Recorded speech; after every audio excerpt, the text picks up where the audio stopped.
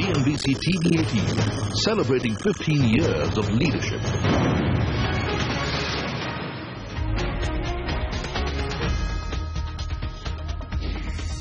The top story tonight, 4 fuel duty hikes in 3 months, but the government still wants more. Sources say Finance Ministry may reintroduce the customs duty on crude in the upcoming budget. Further excise duty hikes also not ruled out. That's an exclusive. India's largest FMCG major, Hindustan Unilever, posts a subdued set of third-quarter numbers. Volume growth slows down to 3%. Profits rise 18% thanks to asset sales. Company remains cautious on future growth.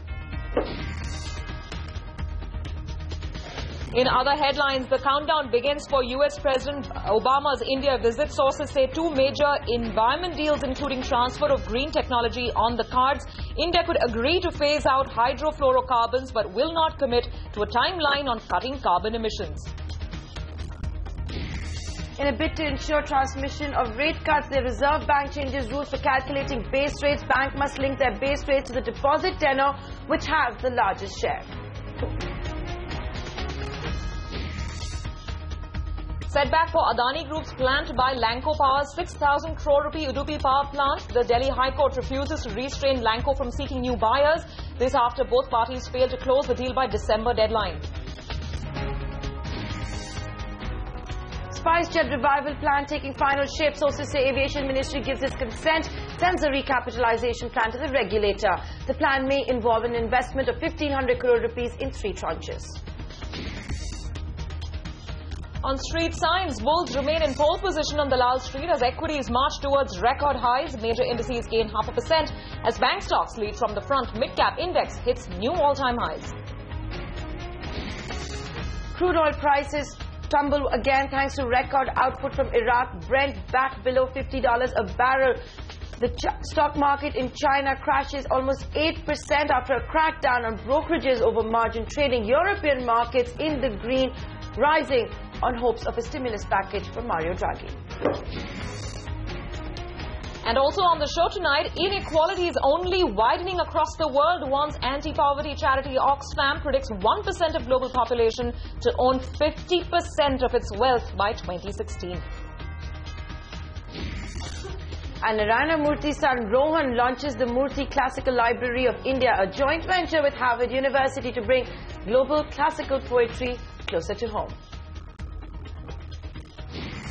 देश की सरकार बदले, भाजपा को vote दे, अब की बार मोदी सरकार. And BJP's ad campaign for the general elections wins the top honors at the Effie Awards.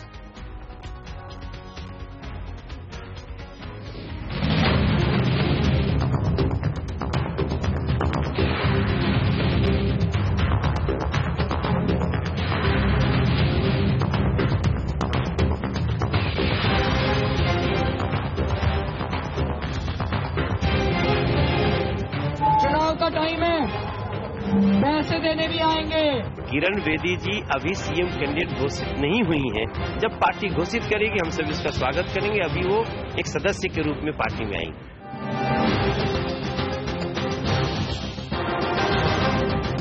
So do you think coming up Kiran Bedi will fulfill a leadership vacuum in the BJP? मुझे लगता है वो उनको scapegoat बना रहे हैं।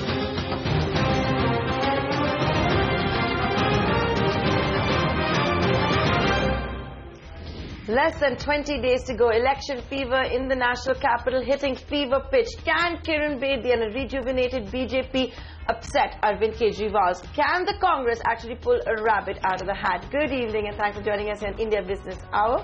Hi, Surveil. Hello, Nantara. You can feel the temperature heating up. No, it's not the cold that's setting back. I think it's the political fever pitch that's really gaining ground. Yes, election season is upon us once again. But first up, kicking things off with the day's trading highlights. Well, it was a positive start to the week on the Lal Street as bulls took control of what was a slightly choppy session. The Nifty gained over 30 points to scale 8,550. It is now just 20 points short of its record closing level. The Sensex gained over 140 points to consolidate above the 28,000 mark. Mid-caps marginally underperformed in trade today, but that index hit a record high as it neared the 13,000 level. And Surabhi, today's big global story is coming in from China, where the Shanghai Composite crashed nearly 8% in trade, taking the index to levels we've not seen since 2008. Investors turned jittery after the China Securities Regulatory Commission announced some brokerage firms had been punished for violations of margin trading rules. The 3 largest brokers have been banned from opening new margin trading accounts for 3 months. Infractions also include allowing customers to delay margin payments by longer than what is currently allowed. The move comes after a 2-week-long overhaul, and some of the bigger tumblers in trade came in from the financial space and the property stocks. All right, so that was a major spook in the Shanghai market, but it was well contained within mainland China. Quick check on European markets now. Shares are rising in trade today as investors keep their eyes fixed on the European Central Bank. The ECB will meet this Thursday, and markets are expecting some stimulus to battle the threat of deflation and also a little bit of a helping hand to revive growth. And Sarah? So if you go by how the frontline indices are trading, they are betting on Mario Draghi announcing a massive stimulus program. Onto oil now. Brent crude back below $50 a barrel. NYMEX crude meanwhile around $48 a barrel. Once again, worries about global demand slowing. A slowdown continues to haunt investors.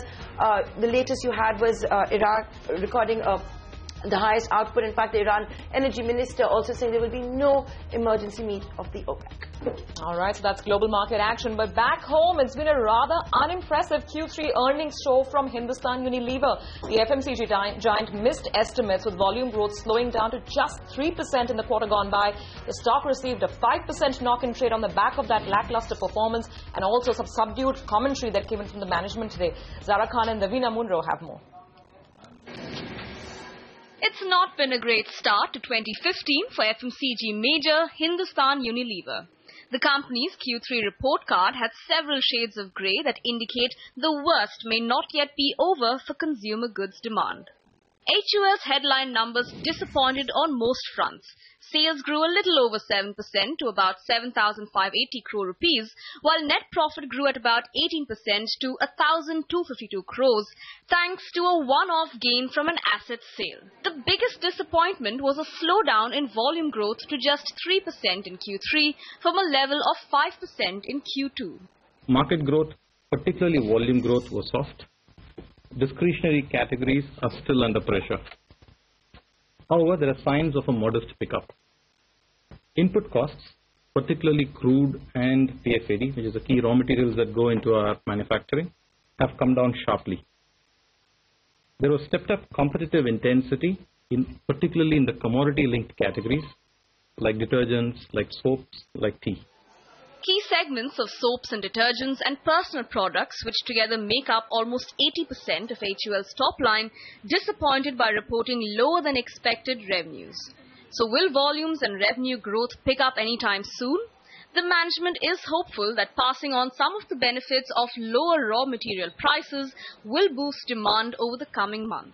It takes a lag between a change in the consumer confidence and the pickup in the economy to translate into tangible improvement in the volumes for the FMCG sector. We have to give another quarter or two before we start seeing the positive impact on the economy starting to translate into increasing volume for our category.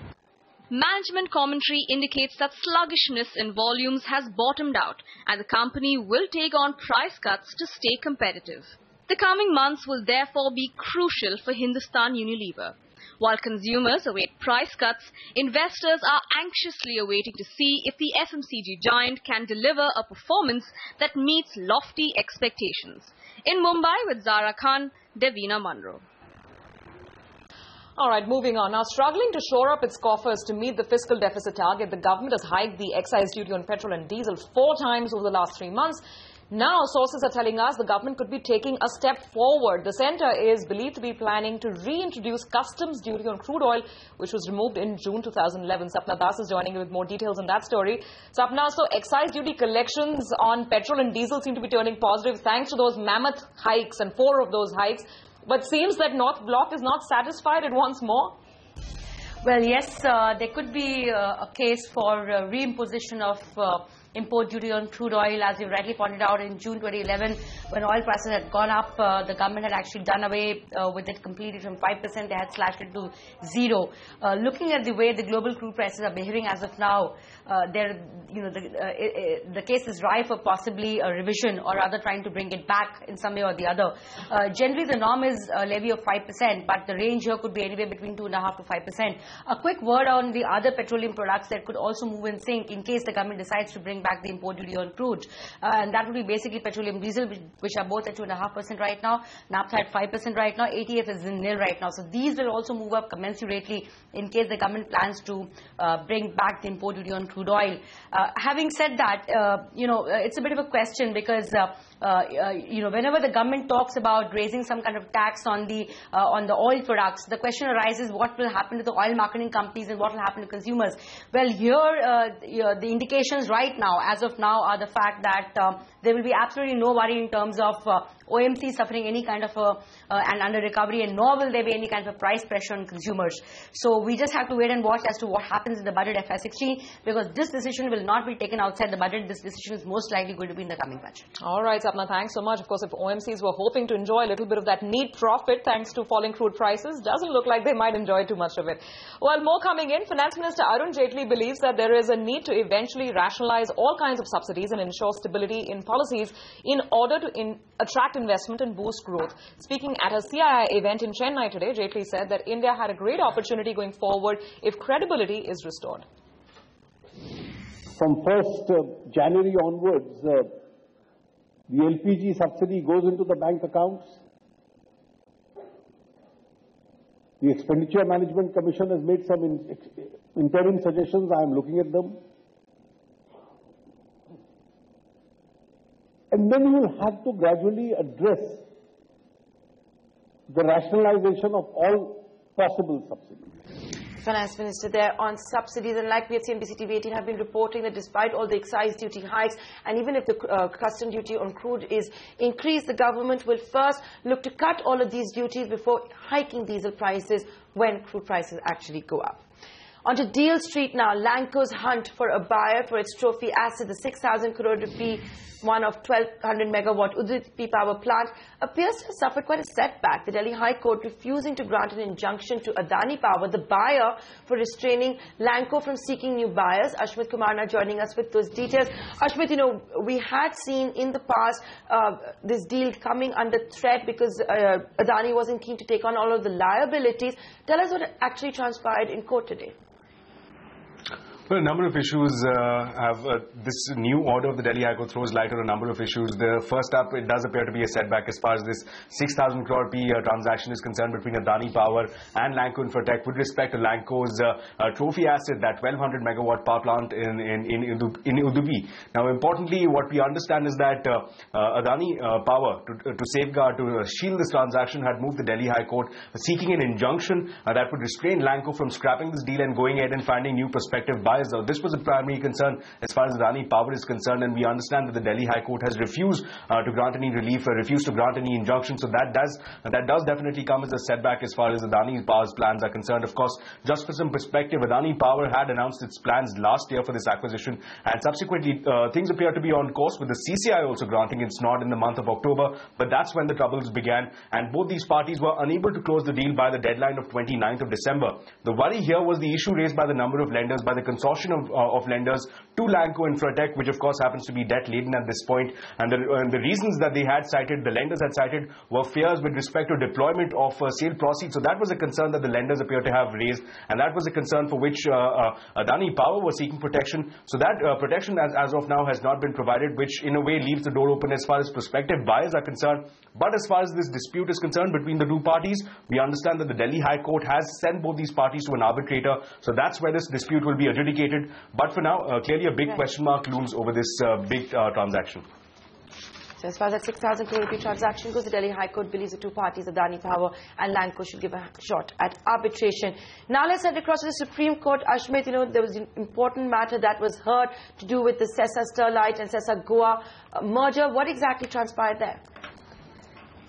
Well, the 2012 merger that we saw, the Sesa-Sterlite merger, despite all its clearances by the Bombay High Court, by the CCI, by all the agencies, appears to be under increased scrutiny now before the Apex Court, with the Ministry of Corporate Affairs as well as the Tax Department joining hands in opposing this entire transaction. Now, the arguments that the MCA and the IT Department have forwarded is that this entire exercise was nothing but a device to evade taxes. In fact, they have called this a colorable device or a colorable mechanism. That's the term that both the MCA and the Tax Department have used. The reasoning that they've offered is that this entire exercise was nothing but an attempt to merge defunct entities which have accumulated losses that would help lower the tax outgo as far as Sesa go is concerned. That appears to be the contention. And of course, it's also important to point out that the merged entity, Sesa-Sterlite, as of now, from what we understand after today's arguments, is that they are seeking a tax refund of 1,600 crore rupees. So that's the bone of contention here. We understand that the Supreme Court did pull up the IT Department for what it called was a delay in terms of approaching the court for its concerns on tax evasion. But nonetheless, the Supreme Court has agreed to hear this petition and will be hearing it in its finality in the month of April. That's when we can expect more clarity. Back to you. All right, Ashmit, thanks so much for that. Well, let's move on now. The grand plan to save SpiceJet may be one step closer to being implemented. CNBC TV18 learns that the capital infusion proposal submitted by former SpiceJet promoter Ajay Singh has received the ministry's approval. CNBC TV18 Sindhu Bhattacharya joins in with more details. Sindhu, how soon can we expect this revival plan to be made public? So there seems to be some good news for SpiceJet. We believe the Civil Aviation Ministry has cleared the proposal which plans to recapitalize the airline by about 1,500 crore rupees through former promoter Ajay Singh and his consortia. The paper or the file that of this particular investment has now moved to the DGCA. Remember, the DGCA is the authority which certifies airlines and also tells them, gives them the air operator's permit. So the DGCA will examine this particular investment proposal under Aircraft Rules 1937. Whenever the ownership and control of any airline changes hands, the Ministry and the DGCA have to certify. We expect that all clearances by the Ministry and DGCA should finally be in the next few days. As we said earlier, the proposal is for 1,500 crore rupees investment in 3 tranches, equal tranches by March. What remains to be seen is whether this 1,500 crore is going to suffice for SpiceJet, whose accumulated losses are far higher and which has almost 1,400 to 1,500 crore rupees in dues to various stakeholders. Also, we need to see after the new promoters come in, what kind of restructuring happens. Is the airline going to see actually a retrenchment of 1,500 to 2,000 people, which is what we've been hearing about? Is it going to now rework its twin fleet strategy and phase out the Bombardier Q400 aircraft? What is it going to do on routes? All these things remain to be seen. All right, Sindhu, thanks so much for that. Well, that's the SpiceJet saga. Moving on, preparations are in full swing for US President Barack Obama. He, of course, will be the guest of honor at the Republic Day parade this year. Sources say that Obama will fly into Agra on the 27th of January.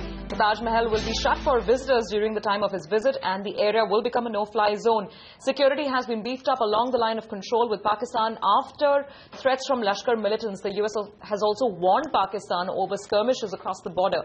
Meanwhile, sources say that India and the US are likely to sign 2 landmark agreements on clean energy during Obama's visit. Zaka Jacob has more in this report.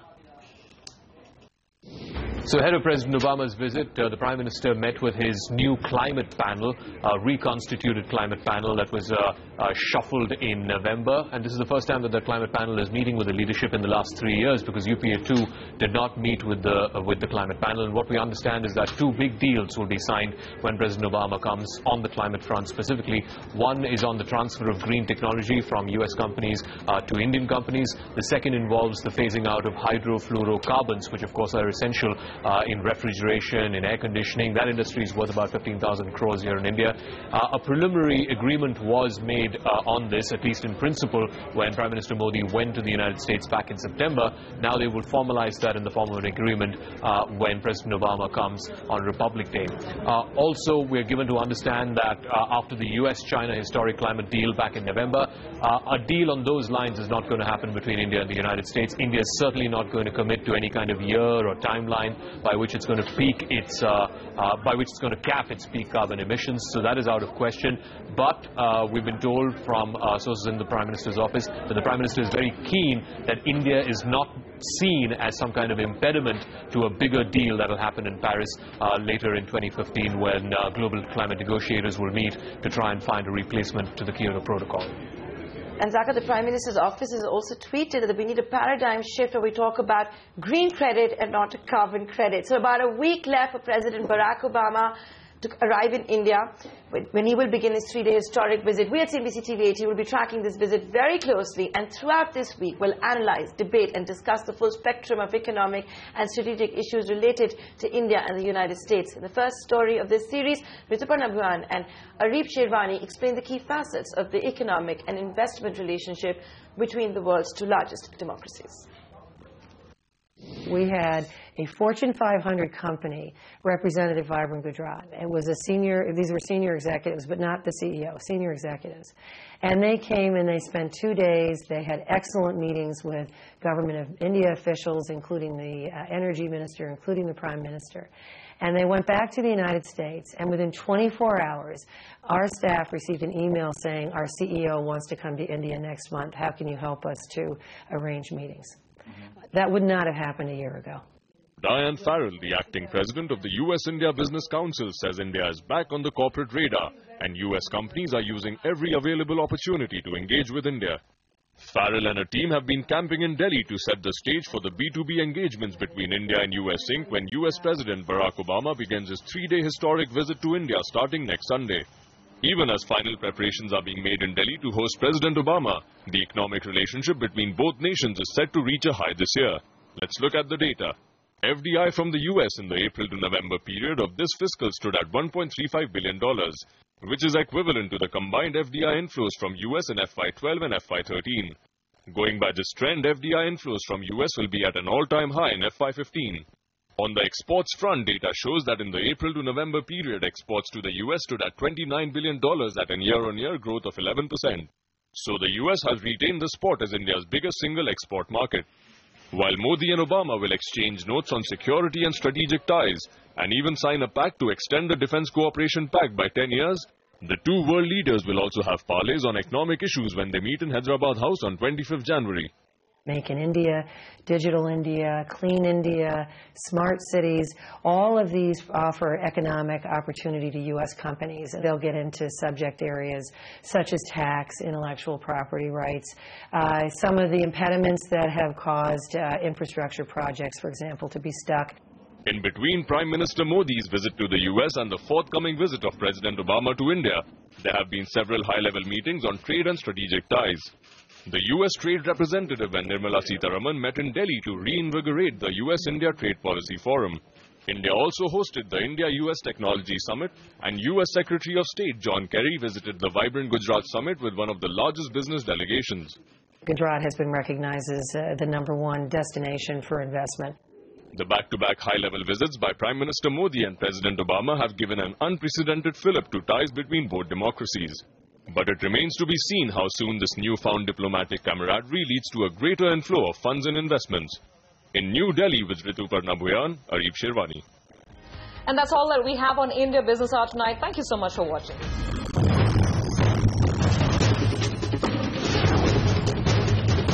CNBC TV 18, celebrating 15 years of leadership.